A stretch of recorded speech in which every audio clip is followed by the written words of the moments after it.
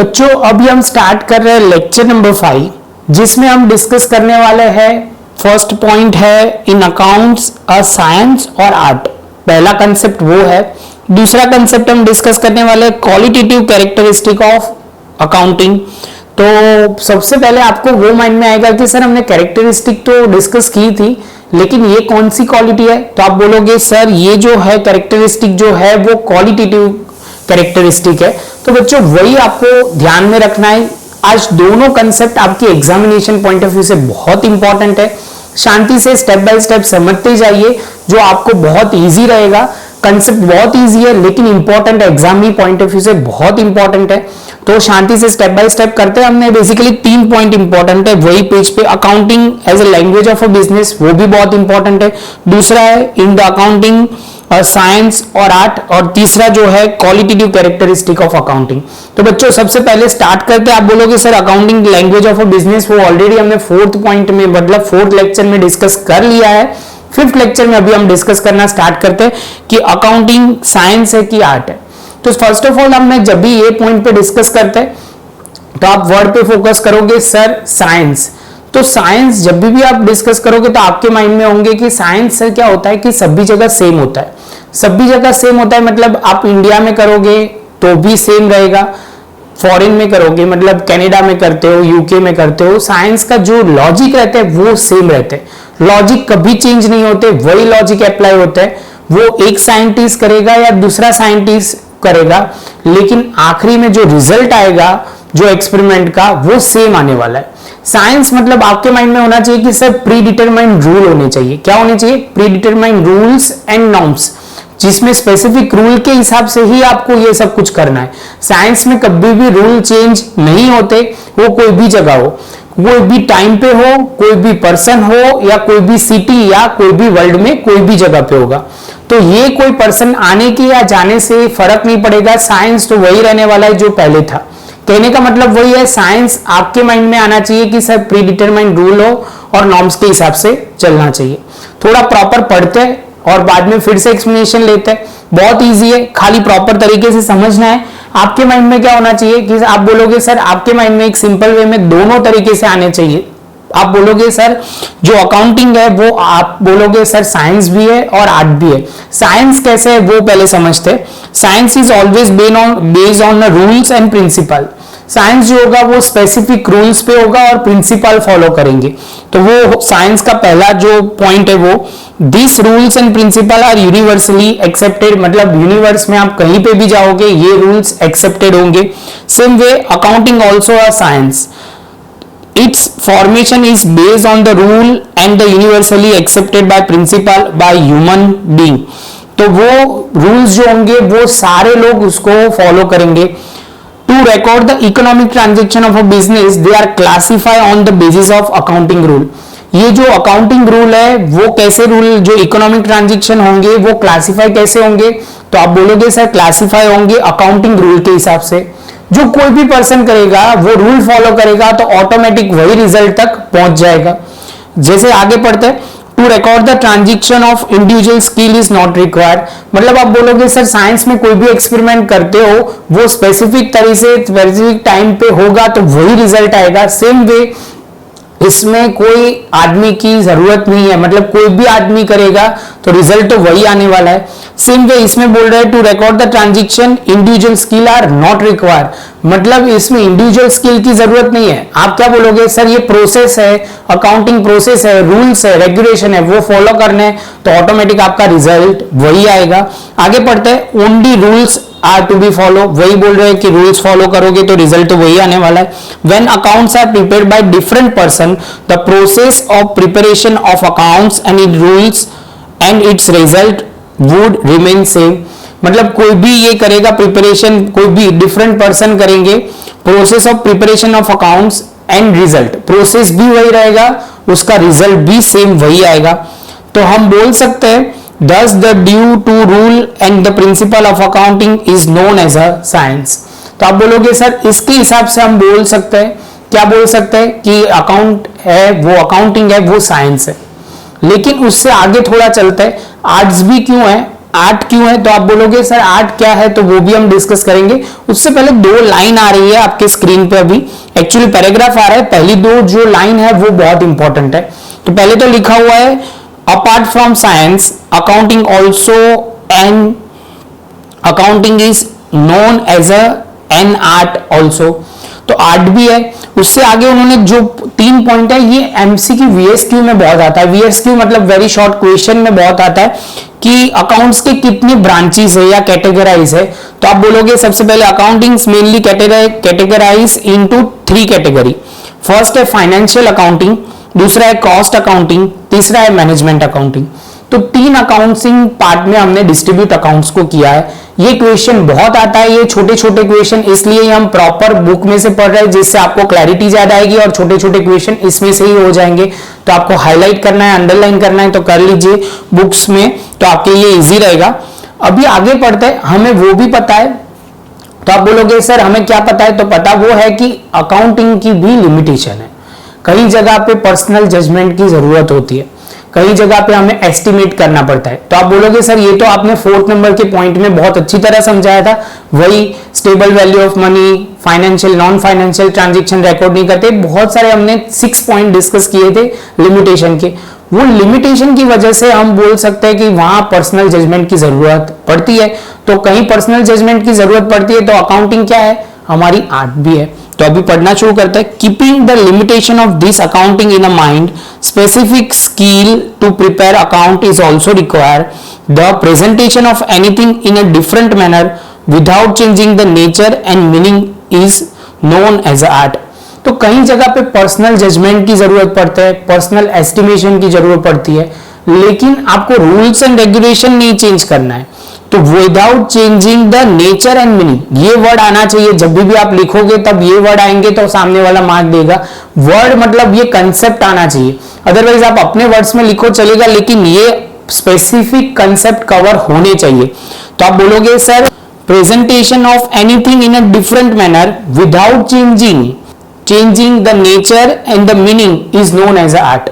बस ये 3-4 word proper आना चाहिए तो कोई प्रॉब्लम नहीं होगा, आपके माइंड में आना चाहिए। पहली लाइन में बोलो तो ऐसे ओवरऑल पॉइंट पे बोलो। तो साइंस है वो रूल्स एंड प्रिंसिपल है, सेम वे अकाउंटिंग भी क्या है, इकोनॉमिक ट्रांजैक्शन को क्लासिफाई करता है on the basis of accounting rule. आपको अकाउंटिंग का नॉलेज होना चाहिए जिसमें कोई पर्सन की स्पेसिफिक स्किल की जरूरत नहीं पड़ती। जैसे मैं बोलूं कि ड्राइंग्स बनाने के लिए स्पेसिफिक स्किल की चाहिए, तो वो ऐसे इसमें नहीं चाहिए। इसमें सिंपल आपको नॉलेज होना चाहिए और रूल्स एंड रेगुलेशन पता होना चाहिए, तो आप अकाउंट्स प्रॉपर तरीके से लिख सकते हो। तो इसकी तरह से आप बोल सकते हो कि अकाउंट साइंस है। दूसरी साइड आप बोलोगे सर लिमिटेशन होती है अकाउंट्स की, वो हमें पता है। वो लिमिटेशन की वजह से कई जगह पे पर्सनल जजमेंट चाहिए, तो पर्सनल जजमेंट हम लिखेंगे, लेकिन सब्जेक्ट टू आप उनका नेचर और प्रेजेंटेशन चेंज नहीं करोगे तो बोल सकते हो कि वो तरह से अकाउंट एक आर्ट भी है। तो ये आपका क्वेश्चन था। इसमें हमने एक और पॉइंट आपको किया हुआ है कि अकाउंट को 3 कैटेगरी में डिस्ट्रीब्यूट किया गया है, financial accounting, cost accounting and management accounting. आप एक बार पॉज करके पूरे पॉइंट माइंड में एक बार देख लीजिए, या आपको वीडियो में आ रहा है वो छोटा सा वो उसमें देख लीजिए। कई बार बच्चों मुझे बोल रहे हैं, कई बच्चों ने बोला कि सर वो क्लीन नहीं आ रहा जो आप बाजू में रख रहे हैं। तो आपको ना स्क्रीन पे दिखे जाएंगे 3 डॉट, उसमें से रिजोल्यूशन है वो आपको थोड़ा रिजोल्यूशन बढ़ाना पड़ेगा। आप कम रिजोल्यूशन में कर रहे हो इसलिए आपको वो दिख नहीं रहा, थोड़ा रिजोल्यूशन बढ़ाइए जिससे आपको वो प्रॉपर तरीके से दिखेगा। तो अभी हम स्टार्ट करते हैं आगे वाला point, qualitative characteristic of accounting information, जिसके बारे में हम प्रॉपरली पढ़ते हैं। तो बच्चों अभी स्टार्ट करते हैं वो point qualitative characteristic of accounting information. आपको जो स्ट्रेस वहां पे रखना है कि सबसे पहले क्वालिटेटिव कैरेक्टरिस्टिक। क्वालिटेटिव मतलब क्या, जैसे एक सिंपल वे में मैं बोलता हूं कि आप समझ लो कि जैसे वुडलैंड के शूज आते हैं, कि वुडलैंड की प्रोडक्ट आते हैं, वो कैसे होते हैं, क्वालिटेटिव होते हैं। क्वालिटी मतलब आप बोलोगे सर इस पे हम ट्रस्ट कर सकते हैं, भरोसा कर सकते हैं, इस पे हमें टेंशन नहीं करना है, रिलाई कर सकते हैं। तो ये सब कुछ क्या है कि एक क्वालिटी है। सेम वे में बोलूंगा कि अमूल के प्रोडक्ट कैसे है, तो वो आप रिलाई कर सकते हो, ट्रस्ट वर्दी है। आप बोलोगे सर उसमें उल्टा सीधा नहीं आएगा, क्वालिटी मेंटेन होगी। सेम वे अकाउंट्स, ये जो क्वालिटी है वो बोली नहीं जाती मतलब आपको वो नहीं बोला जाएगा कि सर ये रिलायबल है, अंडरस्टेबिलिटी है, वो नहीं बोला जाएगा। हम ये मान के चलते, प्रिज्यूम करे जाते, मतलब अज्यूम किए जाते हैं कि आपने जो अकाउंट्स प्रिपेयर किए हुए हैं वो प्रॉपर है, ट्रस्टवर्दी है, हम इसके बेस पे डिसीजन मेकिंग कर सकते हैं। ये छोटे पॉइंट थे लेकिन बहुत इंपॉर्टेंट पॉइंट है। ये आज का बहुत इंपॉर्टेंट, शांति से समझना, पॉइंट के सारे नाम आपको याद होने चाहिए, टॉपिक के अंदर मैंने क्या बोला है वो ध्यान में रखना है, और एक बार आप प्रॉपर रीड कर लोगे तो आपको कोई प्रॉब्लम आएगी नहीं। तो फर्स्ट ऑफ ऑल जो पहली लाइन है उसमें क्या कहने का मतलब है, तो आप बोलोगे सर एक सिंपल वे में बताता हूं कि आप समझ लो कि जो भी आप अकाउंट्स प्रिपेयर करते हो वो बिजनेस ओनर या फॉर्म तक ही लिमिटेशन नहीं होती, उनका लिमिट वहां तक ही नहीं होता, उनके बहुत सारे यूजर होते हैं। तो अलग अलग यूजर अलग अलग हिसाब से यूजर इंफॉर्मेशन यूज करते हैं, तो हर एक के इंफॉर्मेशन के हिसाब से प्रॉपर डेटा होने चाहिए। उसके हिसाब से वो लोग क्या करेंगे, डिसीजन मेकिंग ले सकते हैं, आपकी कंपनी में इन्वेस्टमेंट करना है नहीं करना है, एक्सपांशन में हेल्पफुल होना है, आपको क्रेडिट पे गुड्स बेचना है, वो सब कुछ पॉइंट इसमें कवर होता है। तो आपके अकाउंट्स आपके तक ही लिमिटेशन नहीं है, मतलब आपकी तक ही लिमिट नहीं है, आपके अलावा बहुत सारी पार्टी होती है जो इसके अकाउंट्स के यूज करके आपके डिसीजन मेकिंग में इन्वॉल्व होंगी। तो आपको वही समझना है कि वो डिसीजन मेकिंग कब ले पाएंगे। तो आप बोलोगे सर जो डेटा है वो रिलायबल होना चाहिए। रिलायबल होना चाहिए मतलब वो जो होना चाहिए कि सर इस पे हम रिलाई कर सकते हैं, ऐसा नहीं है कि इसमें कोई गलती है या कोई फ्रॉड है। हम मान के चलते हैं कि आपने जो डेटा मतलब अकाउंटिंग प्रिपेयर किया है अकाउंट्स, वो प्रॉपर होंगे, ट्रस्टवर्दी होंगे। तो अभी हम पढ़ना स्टार्ट करते हैं एक एक पॉइंट, तो आपको ज्यादा समझ में आएगा। तो पहला पॉइंट है the use of accounts prepare is not confined to accounts preparers and the owner of a business। जो अकाउंट्स बना रहा है और ओनर ऑफ अ बिजनेस तक ही लिमिट नहीं होती, सीमित नहीं होते, वो बहुत लोग यूज करते हैं। अभी कौन लोग यूज करेंगे उसका नाम आएगा। The information presented in the accounts are use by different party such as creditors, government, lender, institution are included. तो इतने लोग हमारे अकाउंट्स यूज करते हैं और इसके सिवा भी बहुत होते हैं, वो हम नेक्स्ट लेक्चर में डिस्कस करने वाले हैं। इससे आगे हम बढ़ते हैं। तो अभी लिया हुआ है it is expected from the accounting that which ever accounts are prepare और presented should be qualitative characteristic. मतलब आप जो भी अकाउंट प्रेजेंट कर रहे हो और प्रिपेयर कर रहे हो, हम मान के चल रहे हैं कि ये कैरेक्टरिस्टिक वो कंसिस्ट करता है। तो पहली बात आगे बढ़ते हैं। Characteristic like reliability, relevance, understandability, comparison. चार बात हुई, फिर से एक बार, reliability, relevance, understandability, comparison are qualitative characteristic. चार क्वालिटेटिव कैरेक्टरिस्टिक है। ये एमसीक्यू में तो नहीं, बहुत कम आता है, एमसीक्यू में आएगा तो वो 3-4 और कैरेक्टरिस्टिक ऐड करके बोलेंगे कौन सी कैरेक्टरिस्टिक इसमें से कैरेक्टरिस्टिक अकाउंटिंग की है। तो मैं आपको क्या बोल रहा हूं, ये आपके एमसीक्यू और वीएसक्यू में भी आ सकता है। वीएसक्यू में बोलेंगे कि कौन सी 4 क्वालिटेटिव कैरेक्टरिस्टिक है। उससे आगे कई बार ऐसे भी पूछते हैं कई बार कि explain the reliability concept of qualitative characteristic of accounting information. तो ये कंसेप्ट बहुत इंपॉर्टेंट है, शांति से समझना, ये एग्जामिनेशन में कहीं ना कहीं तो आएगा ही। तो आगे चलते हैं। This characteristic can not be measure, this quality assists to sustain the trust of a user in accounting information। ये क्वालिटी मेजर नहीं कर सकते हम, और ये जो क्वालिटी है वो यूजर मान के चलता है, उससे ही आपकी ट्रस्ट उनसे क्रिएट होता है। तो आगे पढ़ते, they use this information without any fear. हमें वो डर नहीं होना चाहिए। जैसे मैं बोल रहा हूँ अमूल की प्रोडक्ट के वक्त हम सोचते नहीं है कि ये प्रोडक्ट अच्छा है। हर रोज हमारे यहाँ कितनी अमूल की प्रोडक्ट आती है, तो आप बोलोगे सर हम देखते नहीं है कि सर ये क्वालिटी प्रॉपर है कि नहीं। आप बोलोगे सर वो प्रोडक्ट अच्छी ही होगी, तो वो हम मान के चलते हैं, वो प्रेज्यूम करते हैं, वही मेन पॉइंट है, अज्यूम करके ही हम उसकी प्रोडक्ट यूज करते हैं। सेम वे अकाउंट्स जो लिखे जाते हैं वो माने जाते हैं कि वो रिलायबल है, रिलेवेंस है, अंडरस्टेबल है और कंपैरिजन कर सकते हैं। तो ये क्वालिटी उनमें इंक्लूड ही होती है। हम ये कैलकुलेट नहीं कर सकते या ढूंढ नहीं सकते, हम मेजर नहीं कर सकते, हमें ये क्वालिटी मेजर नहीं कर सकते, लेकिन ये ट्रस्ट क्रिएट करता है। तो ये कैरेक्टरिस्टिक बहुत इंपॉर्टेंट है। ये कौन से पॉइंट ऑफ व्यू से? Qualitative characteristic. They use this information without any fear, they take their relevant decision and explanation of this characteristic given below. तो वो डेटा वो यूज कर सकते हैं विदाउट एनी फियर। वो उनको डर नहीं लगना चाहिए कि सर मैं ये यूज तो कर रहा हूं अकाउंटिंग इंफॉर्मेशन, लेकिन सही तो होगा ना, मेरा डिसीजन गलत तो नहीं जाएगा, मेरे पैसे तो नहीं डूब जाएंगे ना। तो ये सब कुछ कब होगा? जब आप अकाउंटिंग क्वालिटेटिव कैरेक्टरिस्टिक फॉलो कर रहे हो तब। तो सबसे पहले है रिलायबिलिटी। जो पहला पॉइंट है वो है reliability.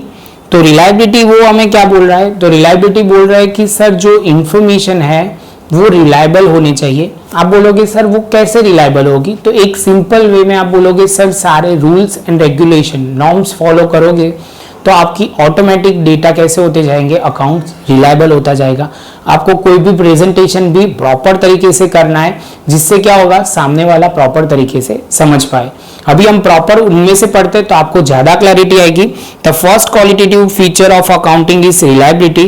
The user of information believe that prepare information is represent real picture. जो डेटा हमें दिए गए हैं, अकाउंट्स दिए गए हैं, उनके रियल पिक्चर है, फेक पिक्चर नहीं दिखा रहा है कि कंपनी बहुत अच्छा कमा रही है। सब कुछ आपको कहां से पता चलेगा? तो आप बोलोगे सर आपके पास जो डेटा आ रहे हैं, जो अकाउंट्स लिखे गए हैं, वो रियल होने चाहिए, वो फेक रिजल्ट वाले नहीं होने चाहिए। The task of information prepare is sustain the trust of a user.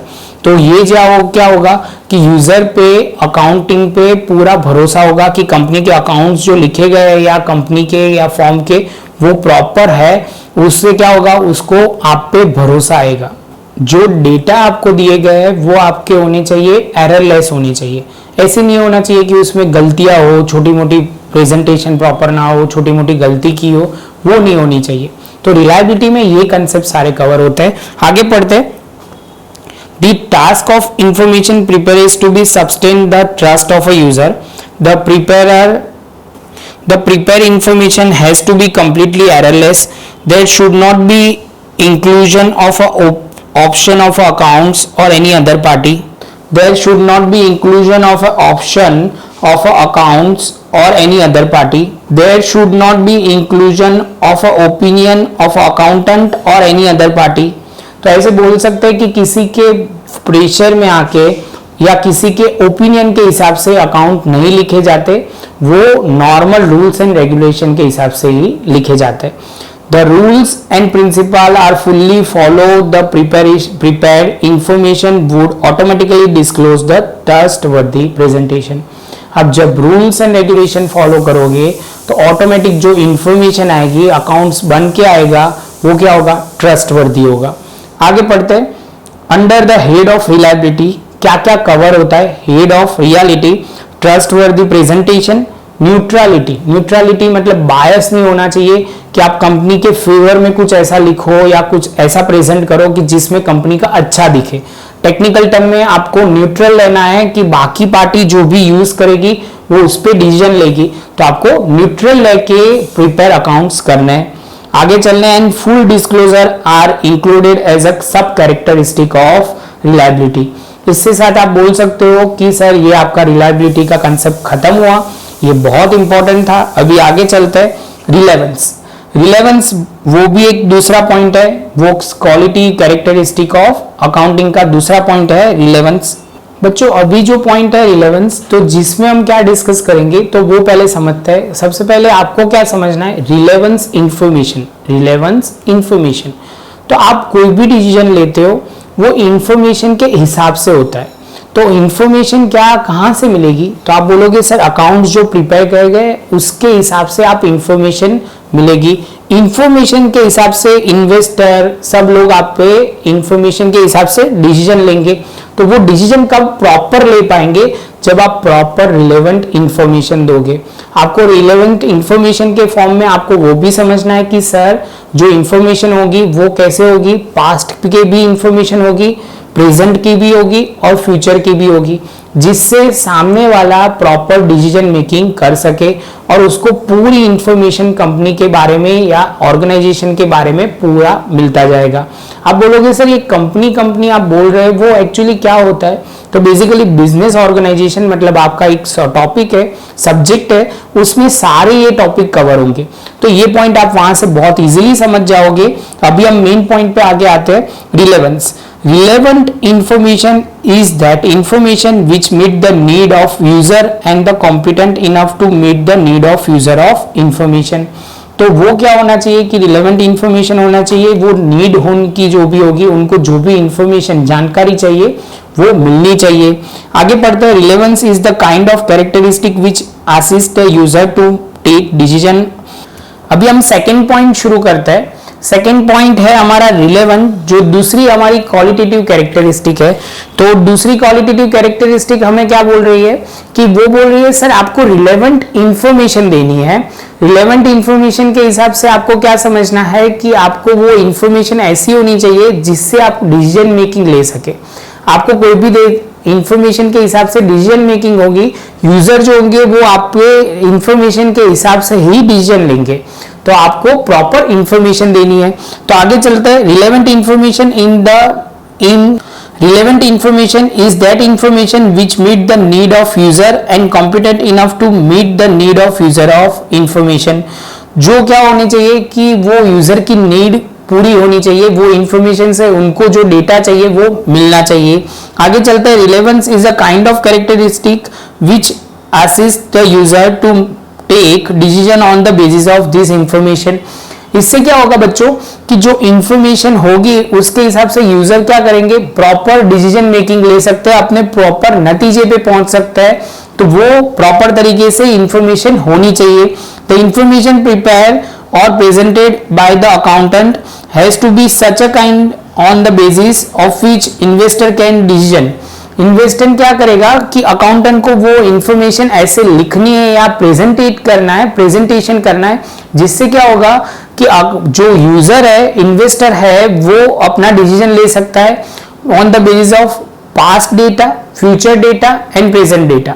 तो अभी वो उसके बारे में पढ़ते हैं, whether the past decision were appropriate और नॉट, कि इन्वेस्टर डिसाइड कर सकता है कि हमने जो पास्ट डिसीजन लिए थे वो सही है या गलत है। वो डिसीजन ले सकता है कि सर फ्यूचर के डिसीजन सही है या गलत है और प्रेजेंट के डिसीजन सही है या गलत है, वही बात करनी है। Which ever is the present decision are appropriate और not, whether this future decision will be appropriate और नॉट। तो आगे चलते हैं, इन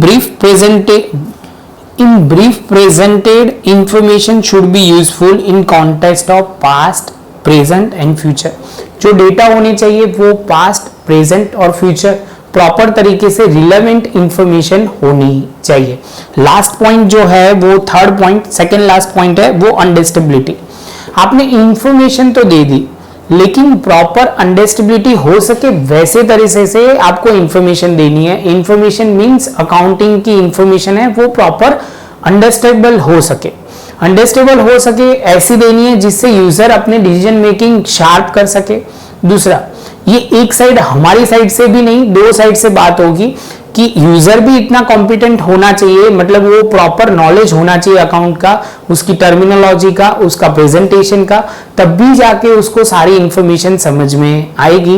वन साइडेड कभी भी बात नहीं होती। हम वो जो बोलेंगे हम प्रॉपर अकाउंटिंग इंफॉर्मेशन तो देंगे, अंडरस्टैंडेबल तो कर पाएंगे वैसी देंगे, लेकिन आप जो पढ़ रहे हो वो लोग हैं, वो अकाउंट्स के बेसिक रूल्स एंड रेगुलेशन उनको पता होने चाहिए, तब भी वो अकाउंटिंग इंफॉर्मेशन या अकाउंटिंग प्रॉपर डेटा समझ पाएंगे।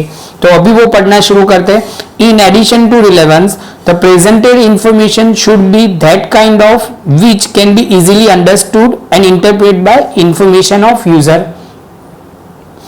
तो वो ऐसे होने चाहिए कि वो इजीली समझ पाए और उसको प्रॉपर तरीके से इंटरप्रेट कर पाए, वो कंपेयर कर पाए, सोच पाए कि सर हाँ सिंपली देखो प्रॉफिट कंपेयर टू बढ़ा हुआ है, उनका कितना बड़ा है कॉम्पिटिटर के सामने, सब कुछ ये अंडरस्टैंड कर पाए, समझ पाए वो यूजर, वैसे तरीके से आपको अकाउंटिंग इंफॉर्मेशन देनी है। आगे चलते हैं, understandability means provided the information should B clear meaning, उसके कई मीनिंग नहीं निकलने चाहिए, एक सिंपल वे में मैं आपको बोल रहा हूं कि समझ लो कंपनी ने ऐसा लिखा हुआ है पहली लाइन में कि कंपनी को नेक्स्ट ईयर में एक बड़ा सा गवर्नमेंट का प्रोजेक्ट मिलने वाला है। तो अभी दूसरी लाइन में उन्होंने ऐसा लिखा है कि जो प्रोजेक्ट मिलने वाला है उसमें बहुत सारे लोग कॉम्पिटिटर है, मतलब बहुत लोग वो चांसेस है कि इसमें इन्वॉल्व होंगे। तो आपको ये मिलने के चांसेस नहीं कह सकते कि मिलने वाला है, उनकी चांसेस नहीं है, उनकी पॉसिबिलिटी है। तो वो इंफॉर्मेशन प्रॉपर मीनिंग नहीं निकलता। तो आपको क्या समझना है, जो भी इंफॉर्मेशन आप दोगे अकाउंटिंग, वो प्रॉपर मीनिंग ही निकलना चाहिए, दूसरे मीनिंग निकलने नहीं चाहिए, क्लियर होना चाहिए, यूजर पढ़ के समझ जाना चाहिए कि इसका मीनिंग यही कहने का मतलब है। आगे पढ़ते हैं। At the same time, preliminary knowledge of a business activity and accounting is expected from user of information. User से भी हम क्या करते हैं, एक्सपेक्टेशन रखते हैं कि उसको बिजनेस का नॉलेज होना चाहिए और बेसिक अकाउंटिंग नॉलेज होना चाहिए, तब भी जाके कुछ इंफॉर्मेशन पल्ले पड़ेगी। आगे चलते हैं। Accounting has its own terminology, rules and principle, जो हमने पहले भी बात की थी। If the information user is not acquired with this, he will not able to understand and present the information easily. In brief, information presented in account should have quality of understandability.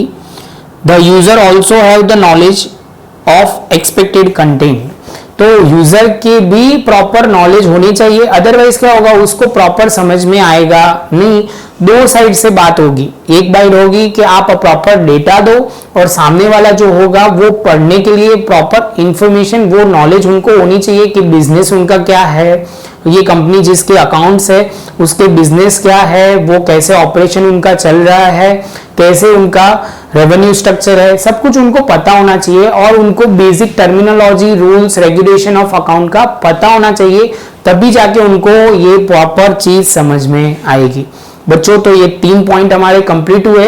अभी हम चौथा point शुरू करेंगे। Last point जो है वो है comparability. Comparability आप बोलोगे सर बहुत सिंपल है, कैसे सिंपल है, समझाता हूं, बहुत इजी है। आपने जो अकाउंटिंग इंफॉर्मेशन दी हुई है या अकाउंट्स लिखे हुए हैं वो कंपेयर हो सकते होने चाहिए, किसके साथ? तो आप बोलोगे सर कंपेयर हो सकने चाहिए अपने साथ। पहले तो अपने साथ ही कंपेयर करने चाहिए, कैसे? तो आप बोलोगे सर करंट ईयर जो डेटा है वो कंपेयर करेंगे लास्ट ईयर के डेटा के सामने कि कितना हमारा ग्रोथ है, कितने हमारे एक्सपेंस है, कितना हमारा एक्सपेंस बढ़ रहा है। सेम वे आप कंपेयर करोगे किसके साथ? तो इंडस्ट्री के साथ। आप जैसे फार्मास्यूटिकल कंपनी हो तो आपको कंपेयर करेंगे कि सर जो डेटा है वो कंपनी के हिसाब से कैसा है और हमारी इंडस्ट्री कैसे चल रही है। कंपेयर करेंगे हम कॉम्पिटिटर के साथ कि उनके हिसाब से हमारा ग्रोथ कितना है, कितना होना चाहिए और अभी हम कहां पे। तो ये सारे डेटा जो भी आप इंफॉर्मेशन दोगे वो कंपेरेबिलिटी होनी चाहिए। तो पढ़ना शुरू करते हैं। Another qualitative characteristic of accounting is comparability. Accounting information should be prepared and presented in such a manner where user can undertake the comparison of profitability and economic solvency of 2 periods. मतलब आप compare कर सकते हो 2 periods के अलग अलग year के data के साथ कंपेयर कर सकते हो कि उसकी प्रॉफिटेबिलिटी कितनी हो रही है। मैंने बोला पास्ट ईयर के डेटा के साथ, सेम वे फ्यूचर के डेटा के साथ। तो ये डेटा कंपैरिजन कर सकते आने चाहिए। सॉल्वेंसी मतलब आप देखोगे सर कंपनी की फाइनेंशियल पोजीशन कैसी है, वीक है, अच्छी है, डे बाय डे बढ़ रही है, वो कंपेयर करने चाहिए। कंपैरिजन हो सके ऐसे डेटा होने चाहिए। तो अभी आप बोलेंगे आगे, due to quality of comparability user take the decision by undertaking the comparison of result of 2 different periods. In case of company accounts is included accounting information of previous year and current year for income statement, balance sheet and cash flow statement.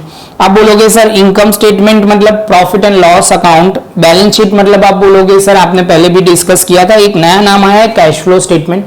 नाम क्या है? Cash flow statement. Cash आ रहा है या जा रहा है उसका स्टेटमेंट। तो वो सब कुछ अंडरस्टेबिलिटी के हिसाब से, कंपेरेबिलिटी के हिसाब से बनना चाहिए। Here the comparison of accounting information 2 different period is made.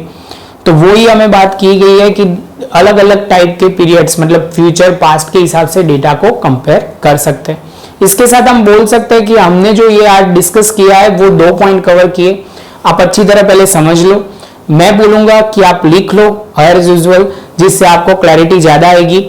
आगे चलते हैं। ये वीडियो आपको अच्छा लगा हो तो लाइक शेयर सब्सक्राइब जरूर कीजिए। मिलेंगे नई वीडियो में।